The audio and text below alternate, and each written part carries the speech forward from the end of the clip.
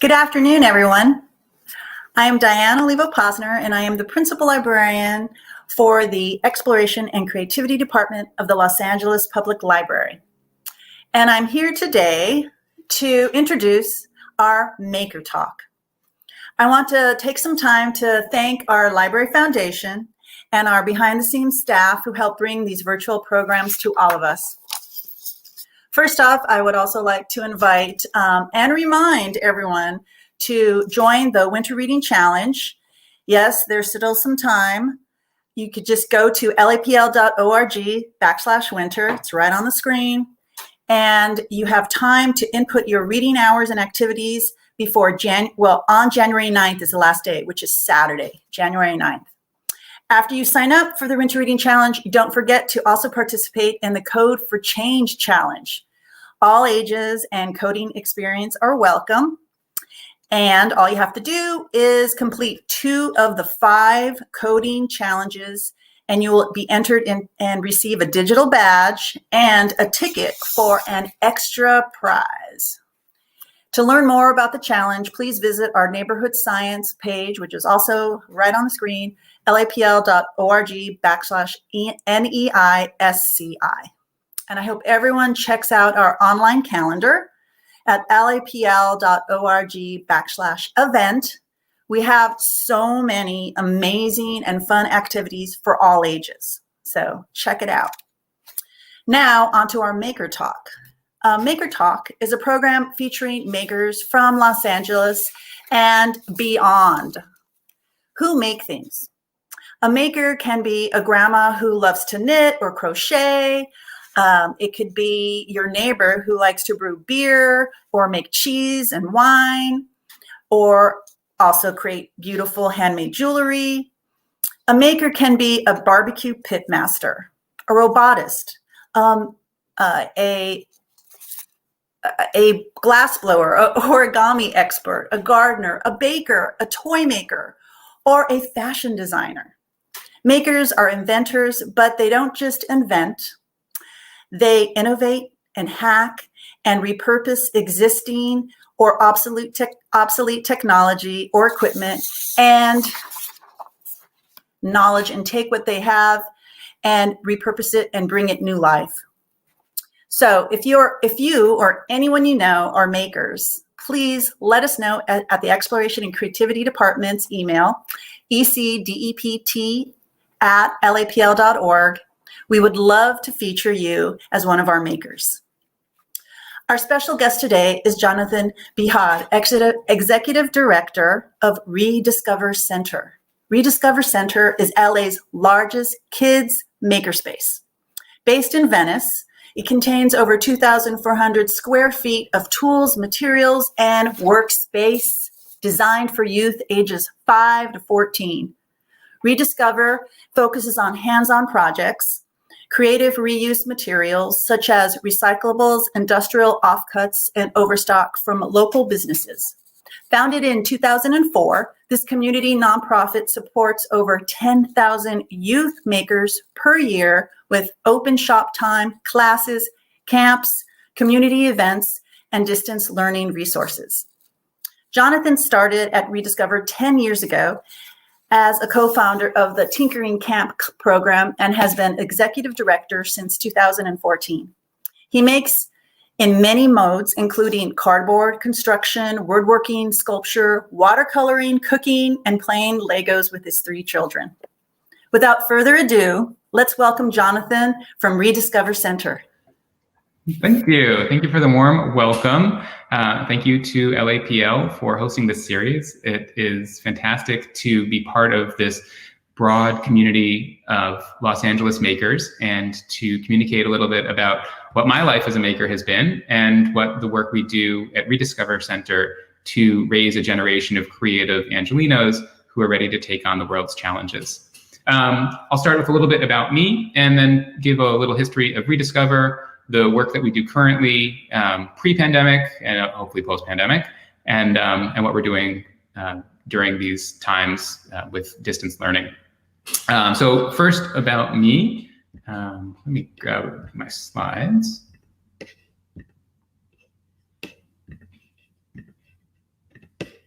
So I have been a maker in many modes for many, many years. I was a kid who liked to play with Legos and constructs, to take things apart. I got into making candy as a middle schooler, connecting with my grandmother over that and turning it into a little business, actually. As I went through high school and college, I worked in theater, I made music, I was a painter, and just had a blast exploring the world in all of these different ways. That turned into a career in museum education, first in history and then in science outreach at MIT while I was living in Boston. And from there, when I came out to Los Angeles, reDiscover Center was a natural extension of some of the engineering outreach work and the combination of art and engineering that the MIT Museum was a big proponent of. A lot of the outreach work I did was around kinetic sculpture. I'll show you a little bit about that. These days, I make in just about everything. I bake bread, I cook with the kids. My children are in the elementary school age range, and it's just wonderful to see their development. Doesn't hurt that I work with that age range professionally. We carve pumpkins together. I sew and craft, make sculptures out of wire, paint a little bit amateurishly, and make assemblage sculptures as well, incorporating natural and man-made materials. Here's a little mystery box based on Nancy Drew. I do some home repair and home improvements, putting up things like pegboard, building furniture, and all those skills kind of come together for a background to my life at reDiscover. reDiscover Center was founded 15 years ago, as Diane described in the introduction. We are a storefront in Venice on Washington Boulevard.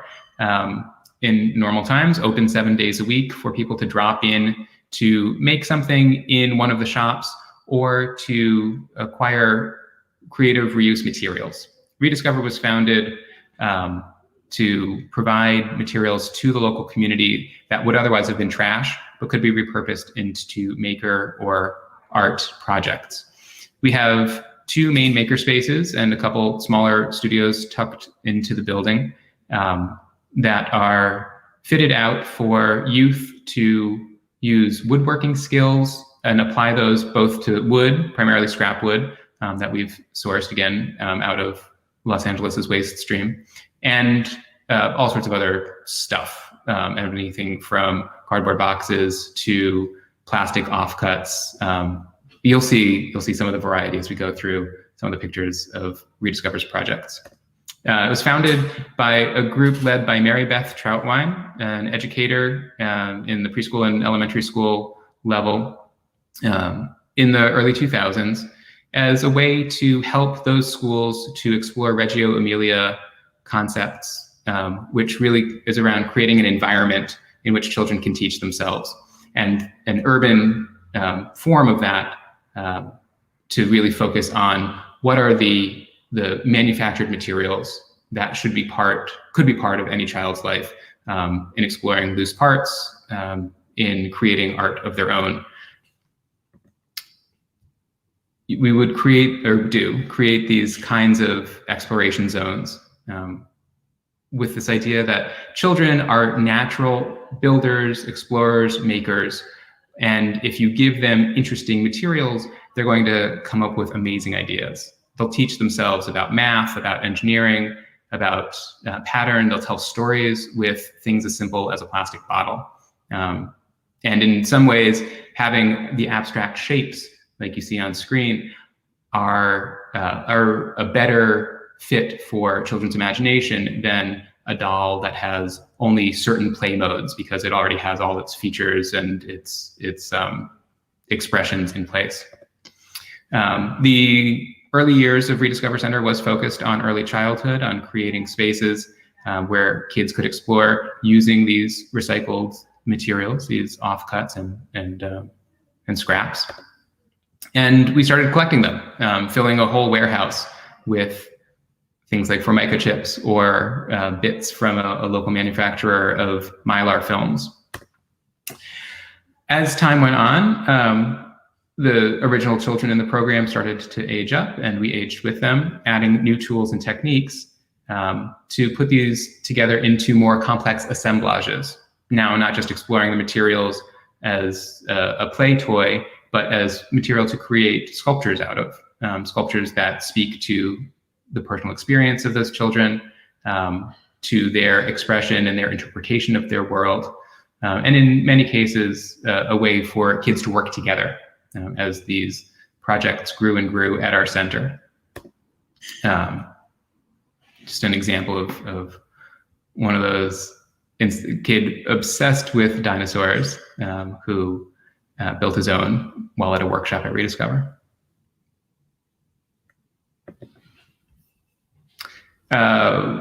We also work with communities. We want to introduce the idea of maker and making things, particularly with recycled materials, to as many people as possible, and have a robust program, when COVID allows for it, of going to community festivals around LA and presenting things like this cardboard playground.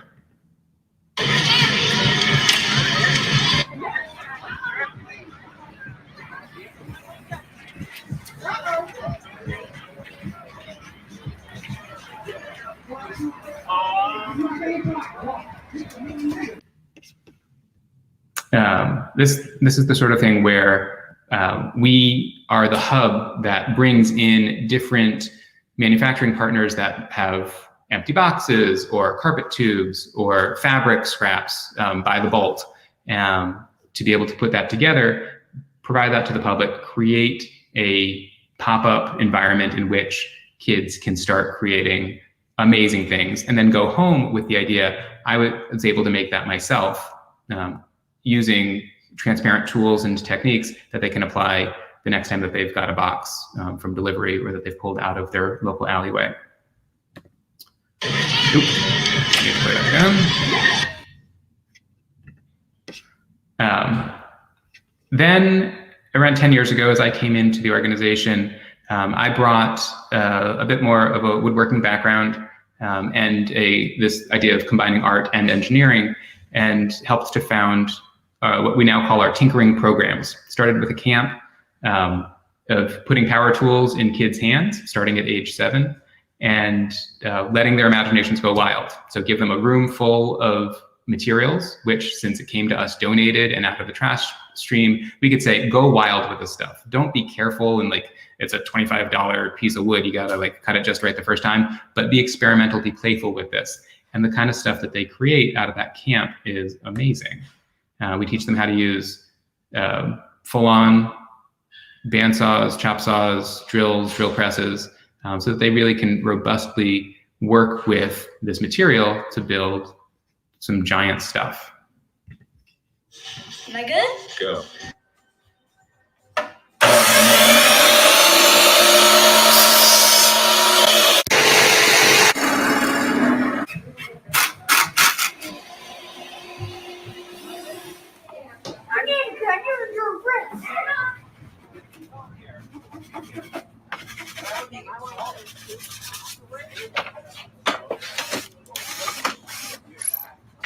Where it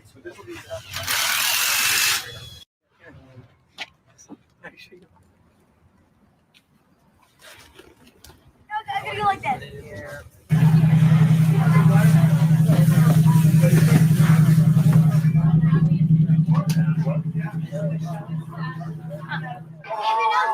Dad has you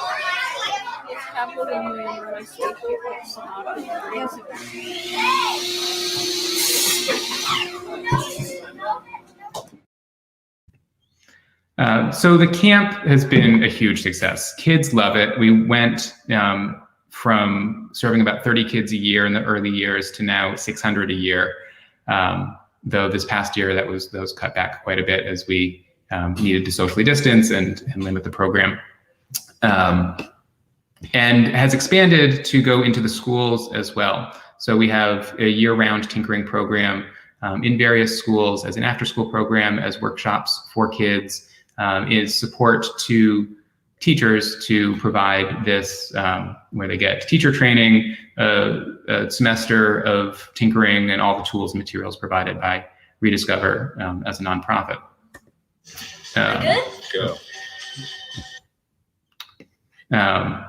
And the projects can get pretty big.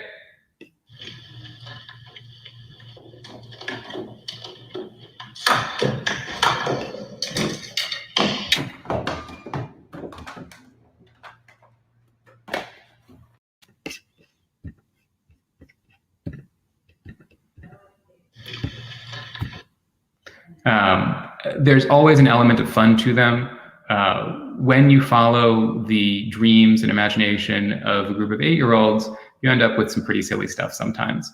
This was a giant fish that they're building the frame of that had a couch built into it, so you could enter the fish's belly and still be comfortable.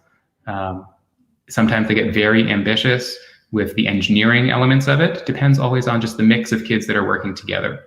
That mix, we purposefully aim to mix kids from different backgrounds, from different parts of Los Angeles when possible, as well as different ages.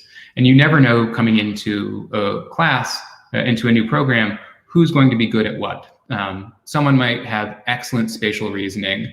Another might have a couple years experience already with woodworking tools. And a third is a brilliant brainstormer who's just throwing out ideas left, right, and center. And that could be the 6-year-old, the 8-year-old, and the 11-year-old all in the same room, with that 6-year-old pulled up as a brought into the group. And we work hard to help kids see across differences, to be able to work together and create things that none of them might have thought was possible at the beginning of the session. This is a old woman in the shoe story / playground equipment project. We also do teacher training, and teachers get into this to learn how to be better makers themselves so that those skills can be applied in their classroom, and how to take the techniques that we use on how to facilitate maker education in upper elementary and middle school. During the pandemic, a lot of our in-person stuff shut down. In the spring, we shut the reDiscover Center completely, and we're able to open in the summer for very limited socially distanced camps, and switched our focus to supporting students at home. Distance learning all by itself didn't quite work for us. We tried some classes, we were supporting teachers that were doing fully digital maker things, and found that kids needed tools at home. So we created the reDiscover Tinkering Toolkit. Comes with all the tools and fasteners that you would need to turn your recycling bin into dozens of maker projects. We assume that kids mostly, after surveying families, kids mostly have scissors, ruler, paper, pencil, know how to use those mostly, but they don't have things like a canary cutter, cardboard saw, or a hot glue gun, or even a piece of sandpaper in most households. So we put together the tools that we thought would be most needed for kids to go from that paper and pencil level to jump up to cardboard construction that could do anything from art to engineering. And that's been pretty successful. Actually, so successful through the online classes and school programs that we added the Tinkering Toolkit into our summer camp as a way that those students, those campers could make using the toolkit that they would get familiar with during their week of camp, then bring that home to start a home makerspace. And so we have now seeded hundreds of these home makerspaces throughout LA.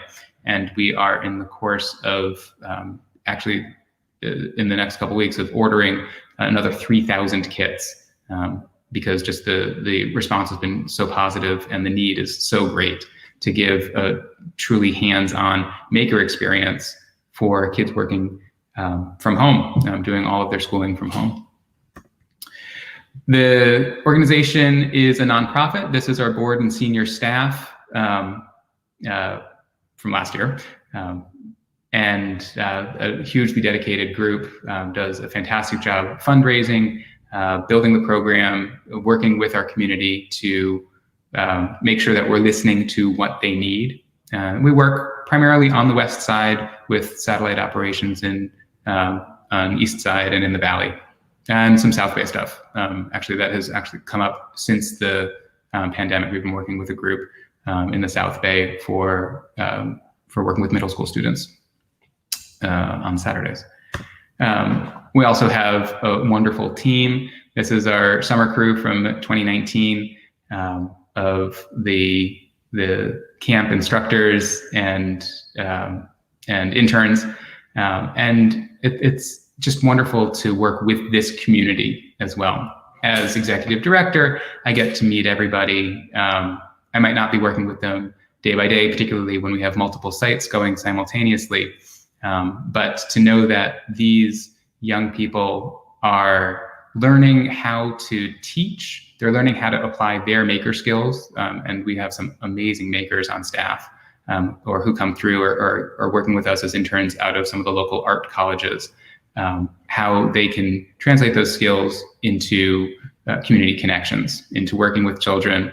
And we've gotten some glowing reviews occasionally from past interns and staff who've moved on back into their art career or into education, of how reDiscover has been really influential on their own work, particularly in the emphasis on working with sustainable materials.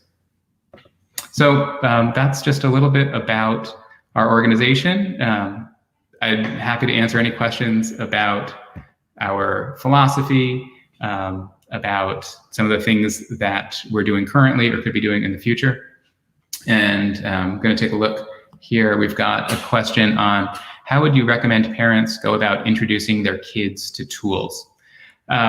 First, biggest recommendation is do it together. And kids have seen tools. It just is as part of life. They see it in a movie, see it if you are a tool user yourself, and they're interested, but don't necessarily know that they're not toys. We have a phrase, tools are not toys, in our programs, and particularly for the younger kids who might want to pick up a cardboard saw and can't really see that sharp edge, while it's not so sharp that it's going to cut you if you just touch it a little bit. If you treat this as something to throw, it's going to hurt somebody. And that things that have metal edges, anything with motors, anything with a heating element like a hot glue gun in it, treat that with respect. And so the best way to do that is to do that together. You're demonstrating, you do one, they do one, do it together, watch a YouTube video together, make something together, and you'll get a sense of what your child in this moment, in this mood, at this age, is capable of doing independently and safely, particularly if, say, you've got your project at one end of the table and they've got theirs, so you can work together. And then, yeah, start with what you know already. Everyone works with tools already. If that's just a pencil and scissors, or even if it's just blocks. I mean, that's a tool for building. Legos are a tool for modeling and for building, construction. Everyone has some tool experience to build off of, and you can build up and up and up from that. I would do that rather than leap into, hey, let's get you your first drill and jump too far ahead. Another question, how do you look to buy tools at yard sales, and how do you clean tools? Keeping track of those tools is hugely important. A lot of these will rust if you don't treat them well, and blades will dull, again, if you just throw stuff into a drawer. And we like to say that a dull tool is a dangerous tool. You want to know where that sharp edge is going to go. And the best way to know that is to keep it in proper working order. Towards that, I would say start small and buy fewer tools of higher quality. A cheap pair of pliers that doesn't really give you a good grip on something, or is going to rip apart as you try to rotate something with it, is not going to either give you a satisfying tool experience, maker experience, and it's likely going to slip and your hand's going to go somewhere where you don't want it to be. You want to have regular control, and high quality tools will do that. So we will buy tools at yard sales. I do that personally. I used to love to go to estate sales, and you'll see amazing, beautiful shops that people who have passed away but had worked in the shop for 50 years were able to create amazing stuff for their own home and their family, or professionally in some cases. Buying those tools can be a great joy, but you don't need much to get started. Even just a set of screwdrivers, a handsaw, and a cheap cordless drill, which is something where quality is so high, even on the low end stuff, you'll do fine so long as you don't get the super cheapest. And then cleaning them is mostly a matter of keeping them in good storage. So having a good tool bag or chest that has drawers, occasionally oiling tools as you need to. Another question about what do I like to make? As I mentioned up front, I am a big fan of making in many different modes. I feel like I need to make something every day with my hands to feel like I've accomplished something, even though my work as executive director is primarily here at a laptop talking to people. If I haven't been in the shop or been making something at home, I cook. So I cook almost every day. I bake, I make candy still from time to time. But at reDiscover, I guess these days I do a lot of like repairing and build a little furniture, prototyping activities. I like to make sculptures, figurines, figurative stuff. I've shown in the slides this mechanical sculpture. It's a moving hummingbird. And that's just a kind of a simple mechanism. This is after a model by our board president, Aaron Kramer, who is a wonderful artist in his own right. Another question, do we accept tool donations? We do. Primarily, we are looking for new tools off of our Amazon wish list, which you can get to from our rediscovercenter.org website. For tool donations of things that you might have used already, if it's in good working order, we will accept that donation. And typically, we distribute those out to our community.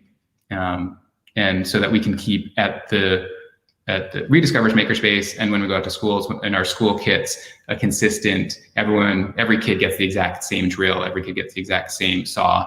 That simplifies the teaching in a classroom setting. But definitely, yeah, we'll accept tool donations and be able to get those into kids' hands, or get them into the community's hands.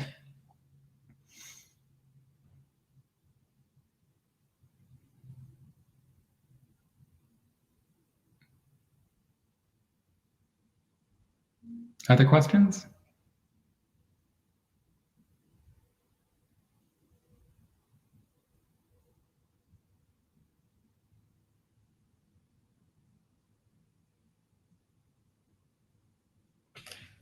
I can show off our tinkering toolkit that we send out to schools. This is a prototype that I modified a little bit, but shows you the basic set. We love this canary cutter. That is a cardboard saw out of Japan, perfectly made for cardboard and great for kids' use. We include a hot glue gun, as well as 4 other ways of fastening, glue, different types of tape, and wire in a couple different forms. We make sure that there's safety gear available, gloves and goggles, and we had spent a long time figuring out the right goggles for the 8 to 12-year-old range that this program is targeted for, and the schools that we're working with we're handing those to. A few wire bending tools, different types of pliers, a pair of scissors, a screwdriver that's used for punching. Can use it for as a screwdriver, but primarily for punching holes in cardboard that you can then get wire through or build tabs out of recycled materials to connect pieces together. And in some cases, you can build a whole project that has nothing in it except what you found in your recycling bin. That tinkering toolkit is available from our website, reDiscoverCenter.org. And a question about what's the favorite project a kid has made. So many come to mind. There was a playground structure in one of the early years of the Tinkering School camp that I thought was hugely creative, with a rope bridge and slide, and it's exactly what the kids wanted to play on. A favorite recent one, just close to home, my daughter one morning at 11, she's 11, not 11 in the morning, was trying to read her fantasy novel while eating breakfast, couldn't keep her page down, and in about 8 minutes had put together a cardboard book holder with movable arms that was able to be exactly what she needed. There are projects, there's stuff that kids do that combines. I like when things kind of mix together. So there's one that started as this kind of like discussion about a imaginary world that added then costumes that then turned into, there goes the 11-year-old. Hi, Mimi. Hello. That turned into a play that they wrote, and then we videotaped it, and then some other kids at another part of the room were working on this like stage and drum kit, and so there's music that went to it. And so by the end of this week-long camp, like 6 different modes of making had combined into something amazing. Question about, do we offer workshops in other languages? We do offer workshops in Spanish, or we can upon request, and that either could be for a private group or for a school.